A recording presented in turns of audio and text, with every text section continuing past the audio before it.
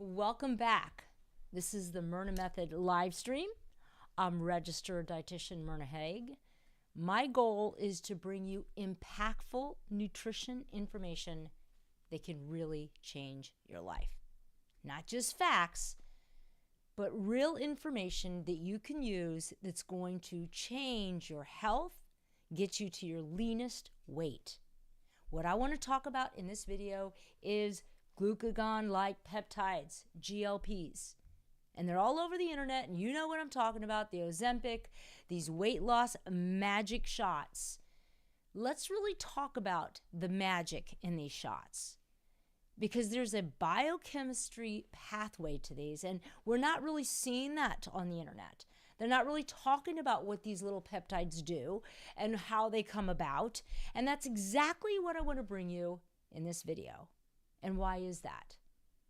Because it's super important to understand that the drug you're taking does have side effects, and most importantly, this is a peptide your body naturally makes.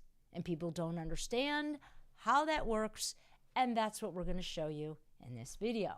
So Sam, if you can take it down to the PowerPoint, let's get this thing rolling.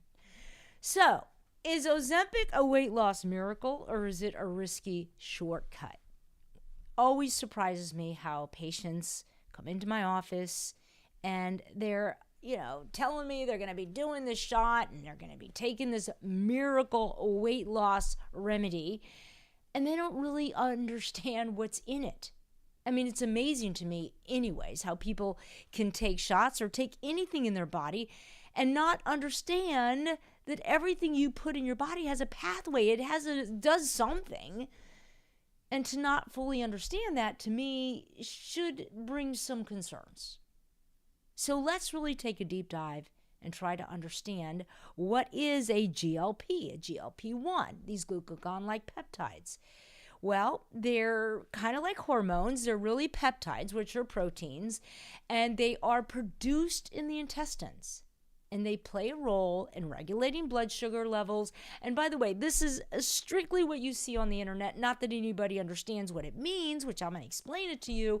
They just read this, and there's a whole bunch of hype and a whole lot of doctors telling you how great it is, and it does this and that.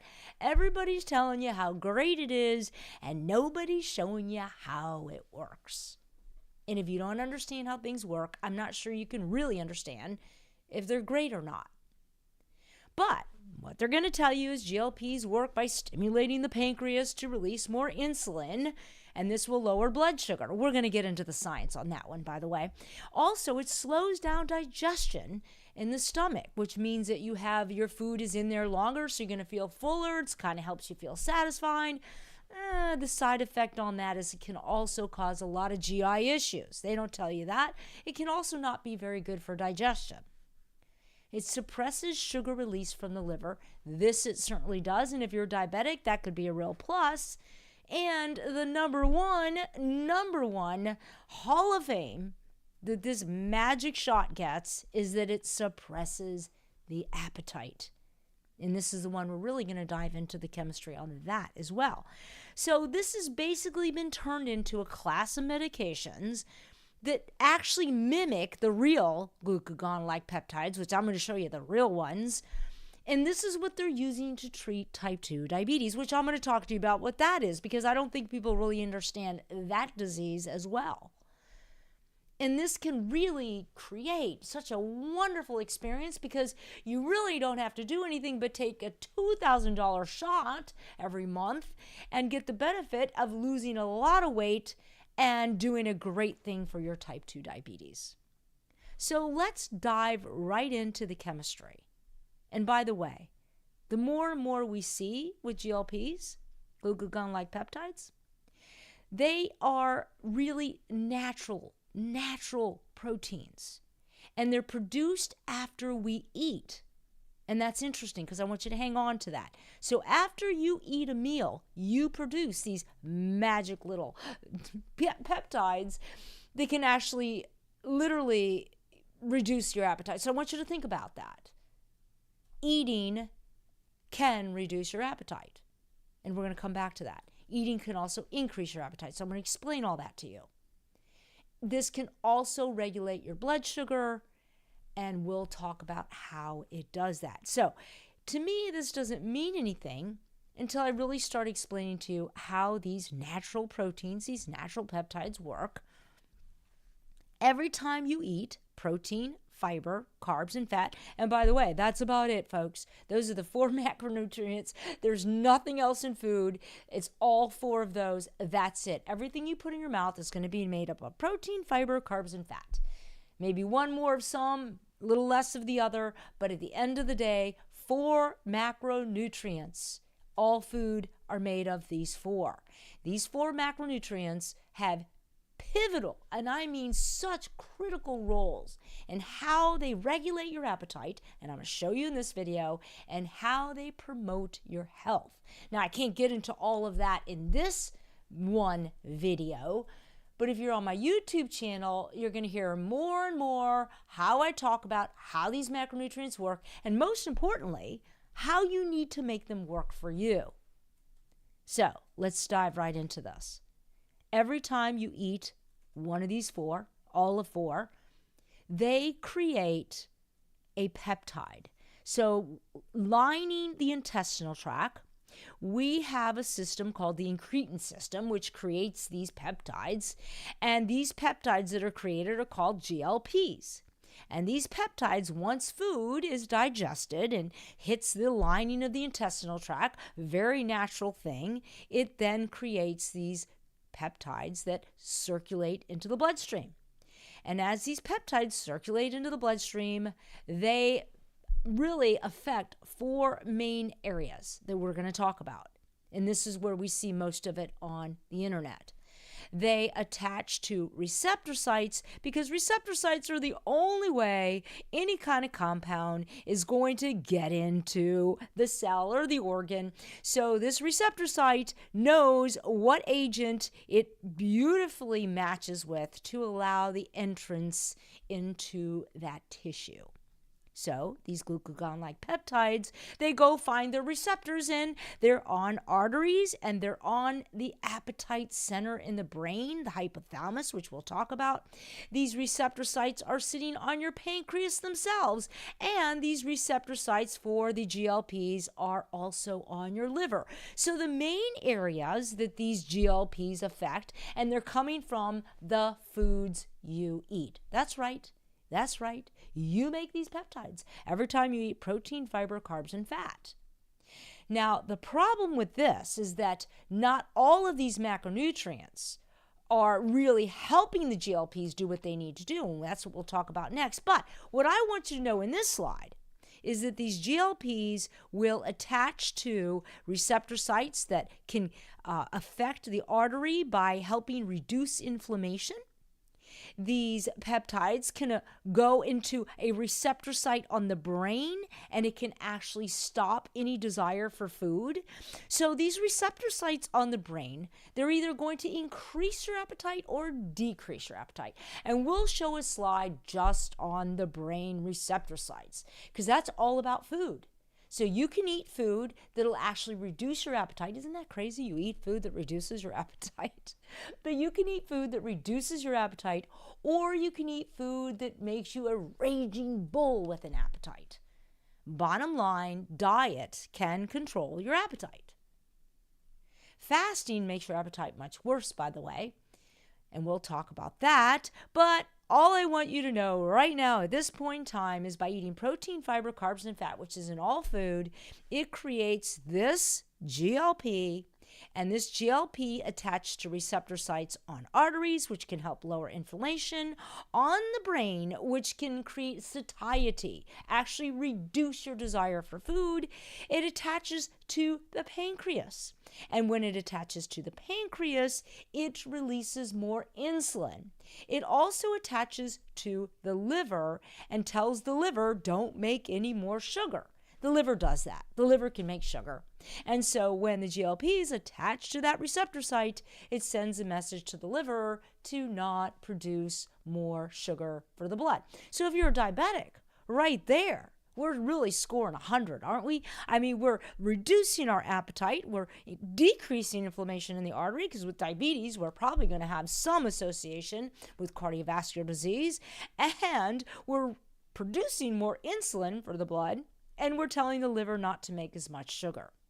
Okay, so let's go to the next slide, and let's take a little deeper dive into the biochemistry. So, here's how it works. And those of you that are in the Myrna method, you know I talk about this all the time.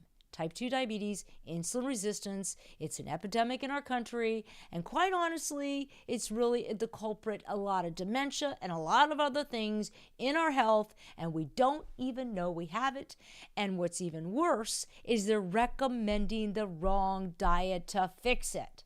So let's get into the pathology so we can understand what's going on. So every time you eat carbs, your body will release glucose into the blood.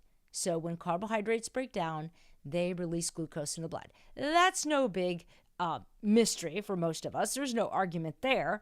And what happens is it also releases the glucagon-like peptides. Let's talk about that. Because you ate a carb, it is a macronutrient. But here's where it gets really interesting.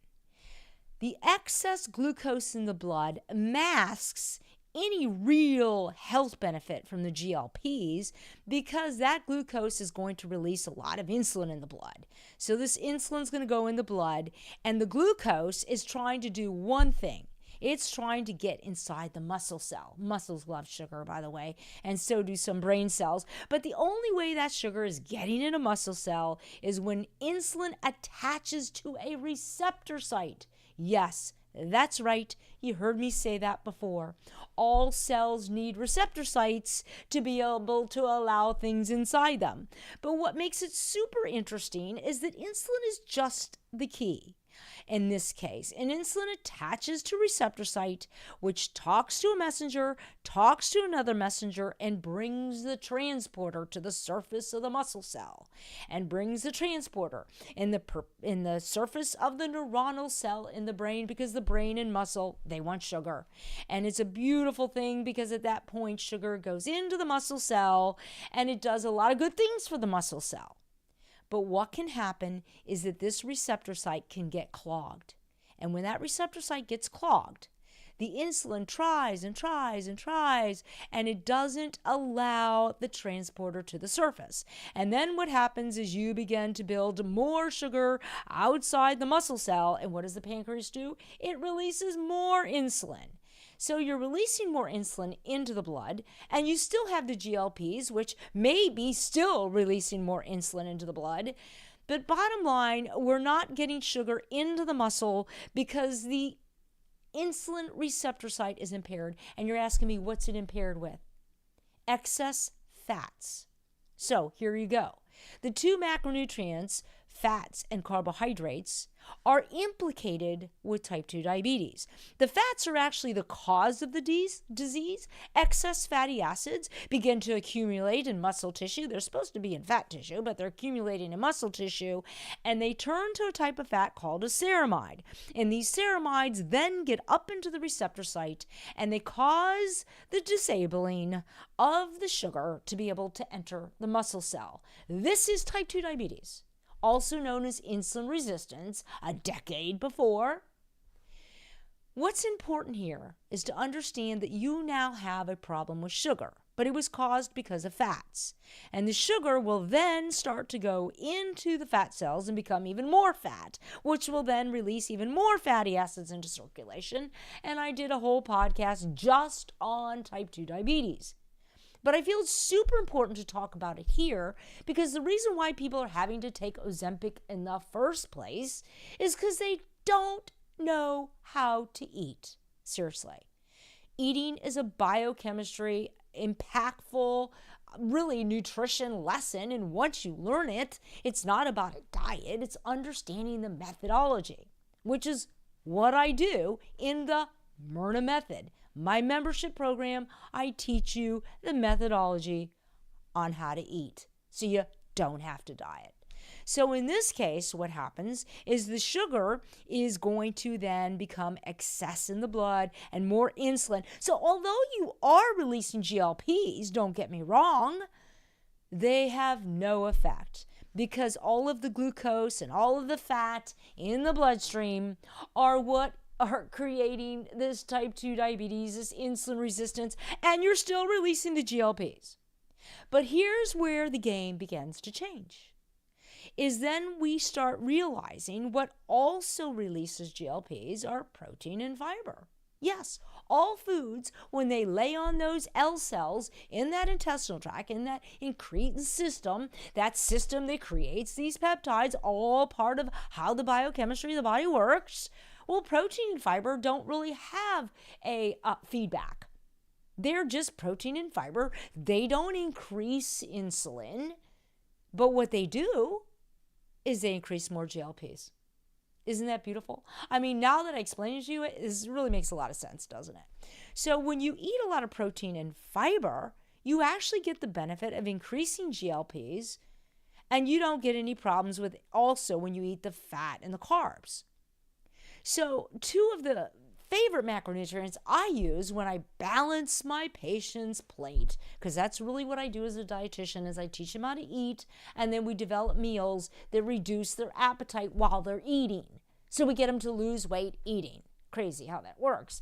But bottom line, it does. So what happens is this protein and fiber, if you really understand the biochemistry on how to eat, which I don't think any Americans do, because they don't even understand the biochemistry on type 2 diabetes. So how are they going to understand the biochemistry on how to eat? But very simple. The protein and fiber increase the GLPs, which then can go attached to the receptor sites on the arteries, on the brain. They can actually increase satiety. So even though you may eat a food that has a lot of carbs and a lot of fat, you may negate any positive effect the GLP will do, right? Because you got all this insulin, you got all this sugar, all this fat, causing such a mayhem problem that it's not really doing what just the GLP will do for you on its own. And so I want to bring a little science to the table, because for a lot of people, it's trying to understand all these chemical names. It can be a little overwhelming. I want to make it super easy. GLPs are from the macronutrients engaging in a hormonal peptide system in the intestinal tract. Protein and fiber don't have any feedback. They're just creating GLPs, just like carbs and fat do as well. But the carbs and fat also play another little game and release more insulin and cause more issues. So if you're really looking at how you're going to increase a diet that you can be more satisfied, you're going to want to have a diet with protein and fiber. Now, it doesn't just end there, because I'm going to bring another wrench into the fire here. I'm going to show you what's really causing a lot of addiction in regards to carbs as well, which will, I think, bring it all home for you at the end of this video. So in this study, it talks about glucagon-like peptides in the highlighted area is a gastrointestinal hormone released from the L cells in response to meal ingestion. The release of GLP-1s is primarily stimulated, saying right here, by macronutrients such as glucose, fatty acids, which are nutritionally indispensable. We get a lot of them. However, excessive intake of sugar and fat is responsible for the development of obesity and diabetes. So right here, they're explaining to you what I just showed you. Yeah, all these macronutrients do release these glucagon-like peptides, but it just so happens a lot of sugar and fat also create a lot of other problems that negate anything positive these GLPs are going to do. And then they talk right underneath there, or they show in the highlighted area, therefore GLP releasing food factors such as dietary peptides, which are just proteins, and non-nutrients, which are coming from the fibers, because the fibers don't actually leave the intestinal tract, they are deemed desirable for improving glucose tolerance. So you're looking at this, and a lot of people don't really understand it because studies can, in a convoluted way, send a message, but nobody understands how to really interpret that message, which is why I hope I'm being of value in doing this. And it says right there, human and animal studies have revealed that dietary proteins / peptides, because that's all peptides are, they're proteins, have a potent effect on stimulating the GLP secretion. So when you look at some of these studies and understanding what they say, and then you get the whole biochemistry picture that I'm explaining, it then all comes hopefully together for you. And in this study, it talks about excess accumulation of lipid, which just means fat, impairs insulin sensitivity and skeletal muscle. And that's what I showed you with the type 2 diabetes.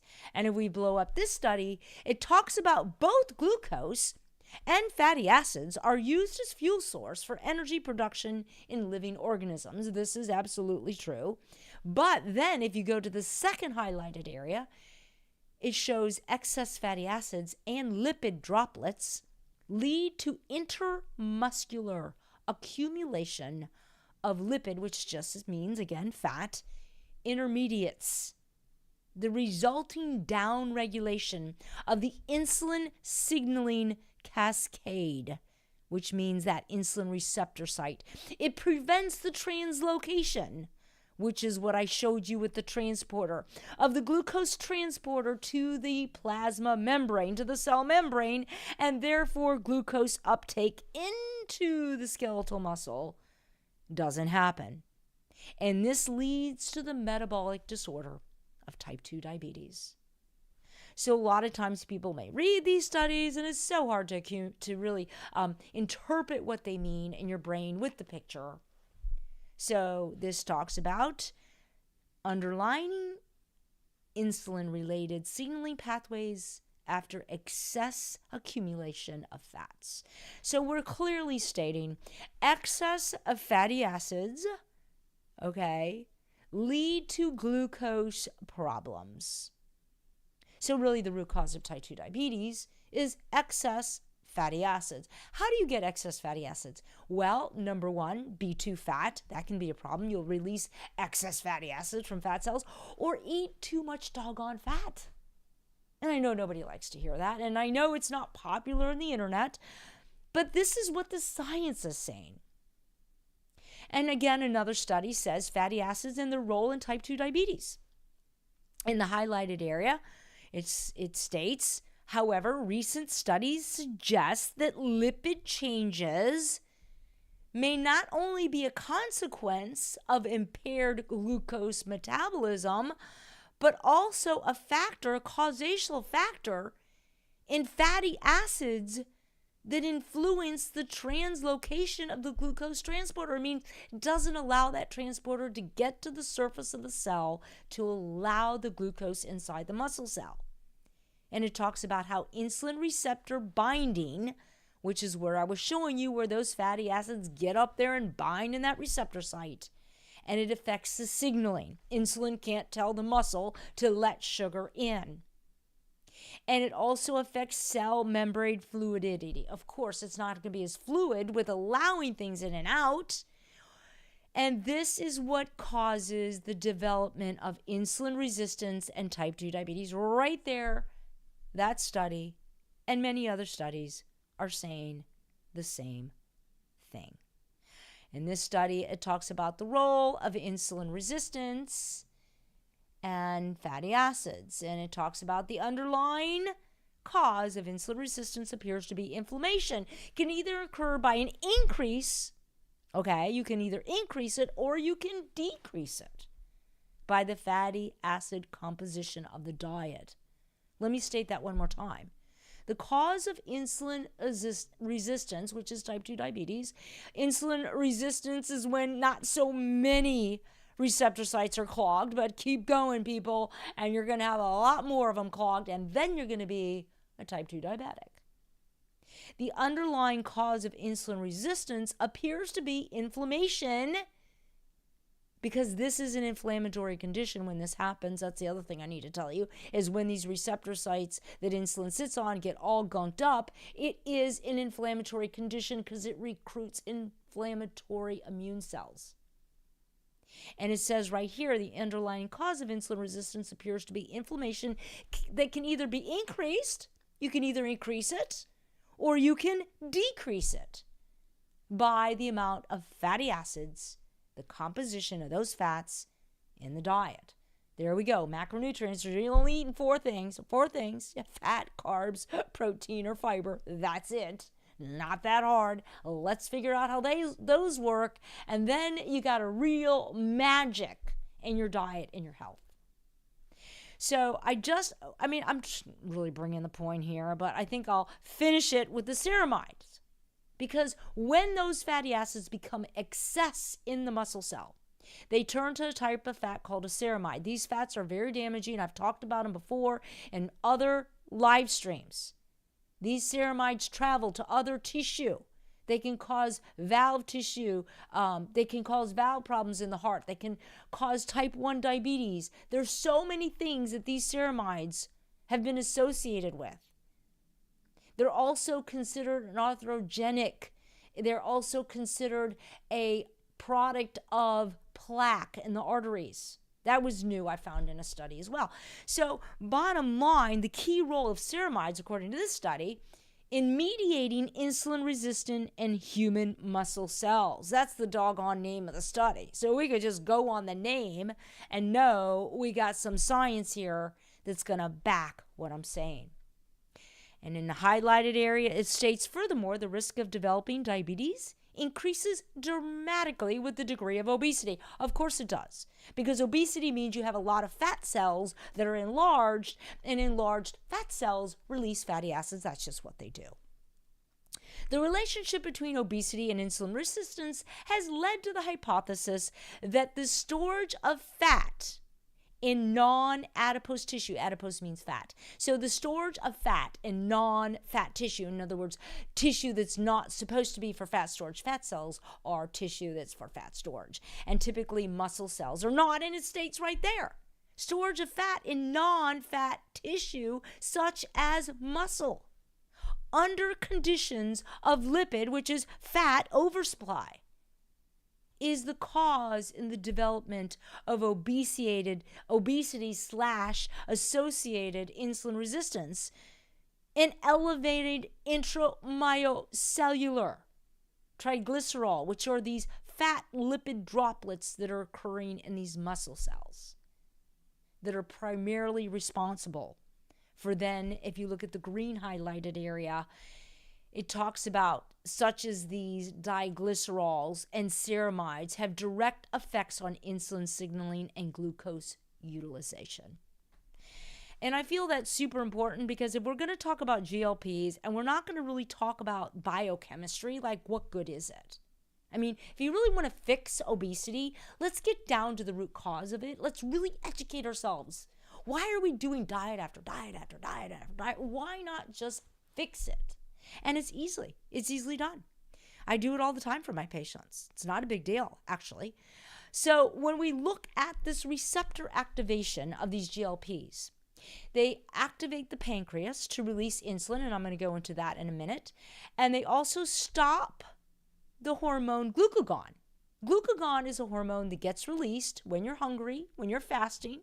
The body releases this hormone, and it tells the liver to release sugar in the blood, because typically the body wants sugar in the blood so you can be more active. So honestly, we don't want sugar in the blood if you're a diabetic. So these GLPs actually can tell the liver, hey, don't do that sugar thing.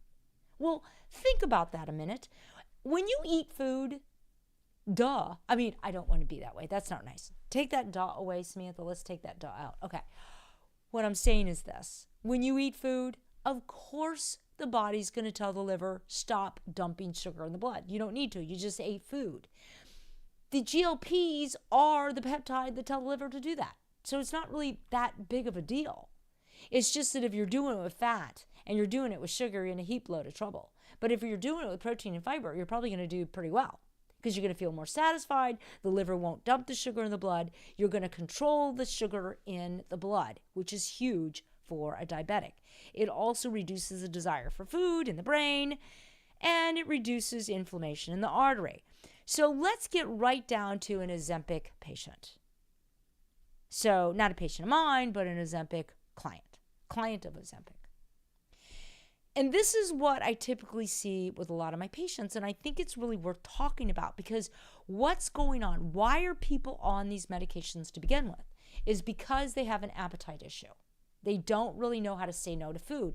We have triggers that will really tell us with imbalances that we create through diet that we want to keep eating. This is how you gain weight. And right here is a perfect example. Took it straight from the internet. No big surprise there because it's all over the internet. But if you go into the second paragraph, what he's claiming is, why he's loving this drug, is what's different is what the drug actually does for you, which is, I don't feel like dieting. I feel like a normal person. And I can go and have dinner with friends and not have to eat every piece of bread on the table. And then go have ice cream when I'm done with dinner. So let's talk about that, because it's a real thing. And what I want to show you is the whole biochemistry on that one, because I think this is, for me and my patients, in treating them and teaching them how to balance their macronutrients, because this is really all it is, I want to teach them the root cause of food addiction. And this, to me, is probably one of the biggest reasons why people go on Ozempic, is because they can't stop with the second helping, right? Or they really are searching for the little goody-goody after they just had a meal of protein and fiber and they can't figure out why. Well, I want to show you some things that can affect the appetite. Now, remember I talked about the GLPs attached to receptor sites in the hypothalamus. That is the appetite center in the brain. So these GLPs come along and they attach to that receptor site, and long and behold, you don't feel like eating. Seriously, it really just puts a real damper on it. But what can happen is you have other things that attach to these receptor sites that increase your desire for food. That's right. You have things that attach to these receptor sites that either increase your desire for food or decrease it. So the GLPs, eating certain foods, because remember I talked about if you eat a lot of sugar and you eat a lot of fat, you're going to release insulin, which, by the way, insulin releases hormones that actually act upon these receptor sites that increase your desire for more food. Isn't that crazy? Yeah, so they can actually increase your desire for more food. Another one I want to talk about is when muscles become low in carbs. A lot of people don't understand that when you decide not to eat carbs, you do a low carb diet because, you're dieting and you're fasting and you're trying to do all these things. Well, guess what? A diet low in carbs can actually create neuropeptide Y that also attaches to the receptor site. So we'll just replace the GLP with this neuropeptide Y, and that stimulates the appetite. So here you are eating a low-carb diet, and you've eaten plenty of food, but this neuropeptide Y is just starting to get ramped up in the muscle, and it's going to go straight to the brain and say, gee, carbs are meant to be in muscles. Now, the fact you can't get them in your muscle, that's another story, right? You got insulin resistance, you got diabetes, and you're starving for more sugar. I can't even make this up, right? So you're starting to see the biochemistry, which is really what more and more people need to be talking about, instead of giving you a list of drugs or diet foods you should be eating. Understand how it works, and you actually fix the problem. So when you release all these carbs from your muscle, another thing happens as well. You release a lot of water, which is such a miraculous weight loss program, right? I'm going to reduce the carbs and I'm going to lose 10 pounds in 2 weeks. Impossible to burn 10 pounds of fat in 2 weeks. But what you will do is you'll lose a lot of water, because for every gram of carb that's stored in a muscle, you got 3 grams of water. Think about that. Low carb diet, low water.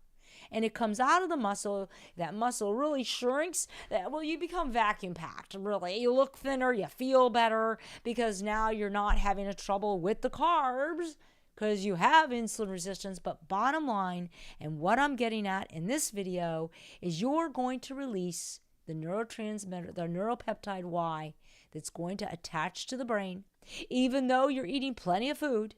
and you've gone 2 weeks without carbs, and you're going to be binging on carbs, because that's what neuropeptide Y does.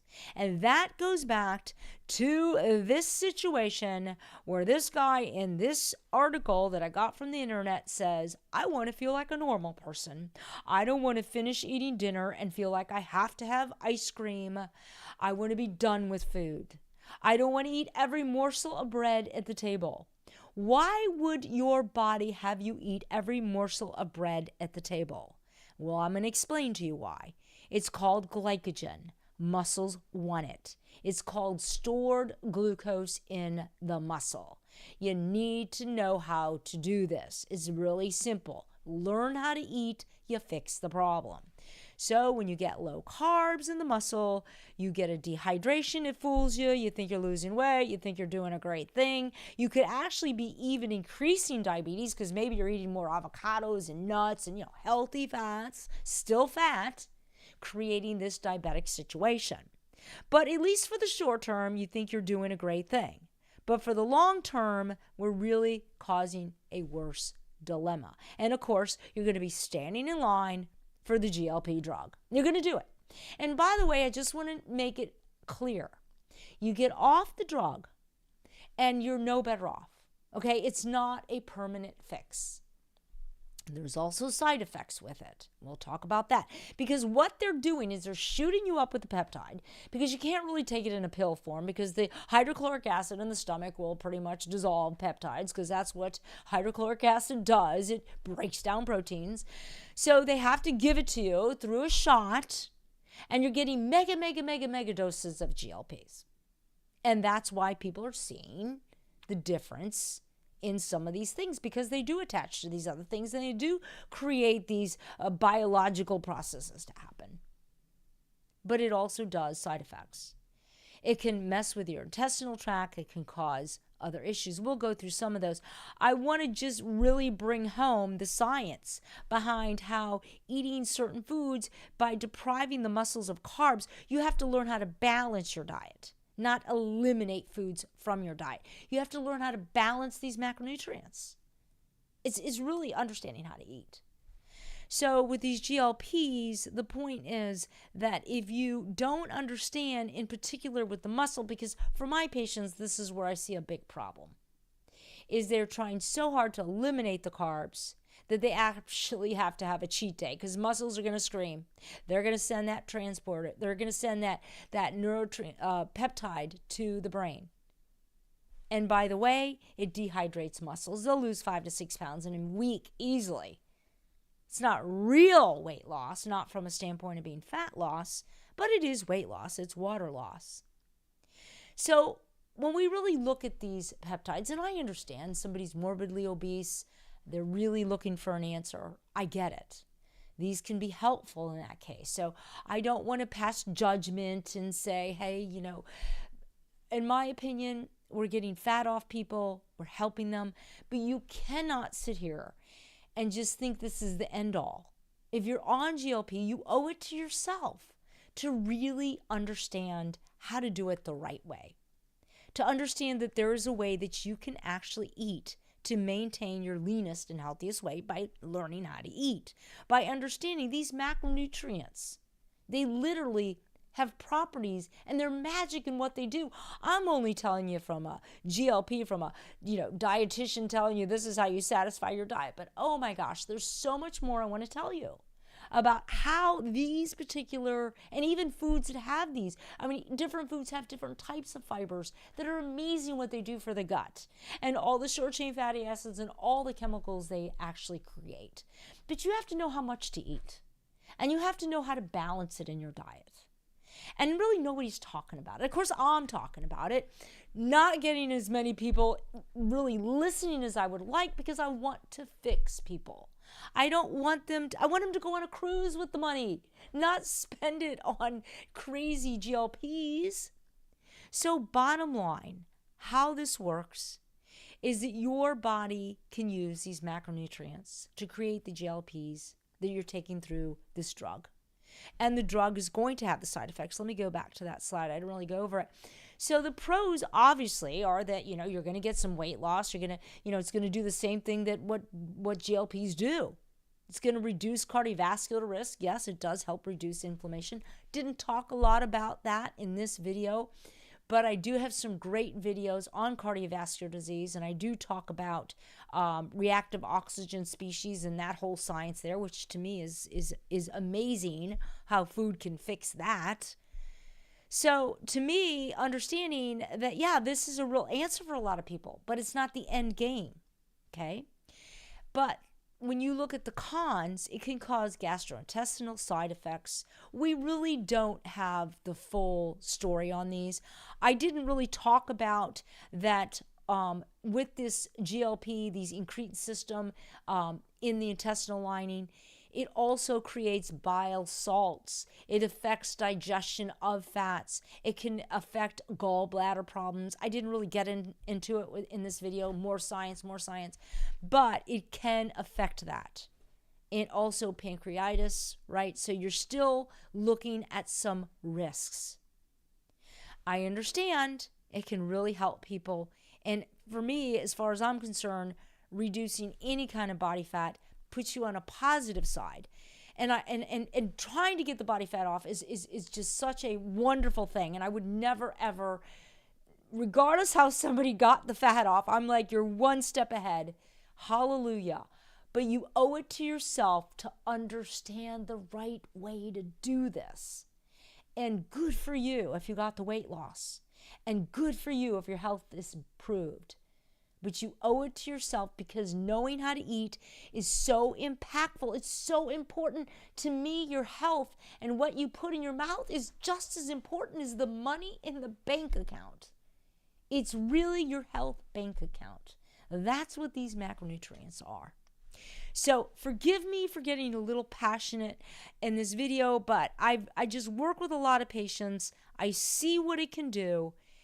I want to do it for you. I'm going to give myself a plug. I don't do it enough. I'm going to do it here. You want to go to myrnamethod.com. You can get into my membership, and it's for a whole year. It comes out to what, $9 a month, Samantha? $150 for the year. You can get in there, and I highly recommend it. Let us show you how this works. So if we go to, and there's a little picture of the membership, how, when you get in the homepage, I have videos, I have recipes, I have an app, everything there for you. And most importantly, every Tuesday, I do a live stream just on how to do this. I have a food coach available for you, a lot of really good resources, because most importantly, you got to get this done. That's how I look at it as a dietitian, okay? So, Sam, let's go to the chat. Let's see if we have any chat openings.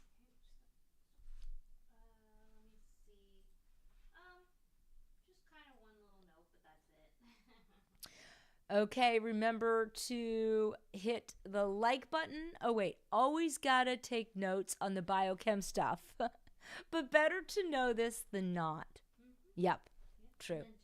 Awesome. Subscribe, like, do all that stuff. I love it. I love you for being here. This is my passion, to help you be the very best you can through food, and it can be done. Okay, Sam, and next week, we won't have live stream. I'm in a conference, but the week after that, we shoot it right back up. Okay, Sam, thank you. See you next time.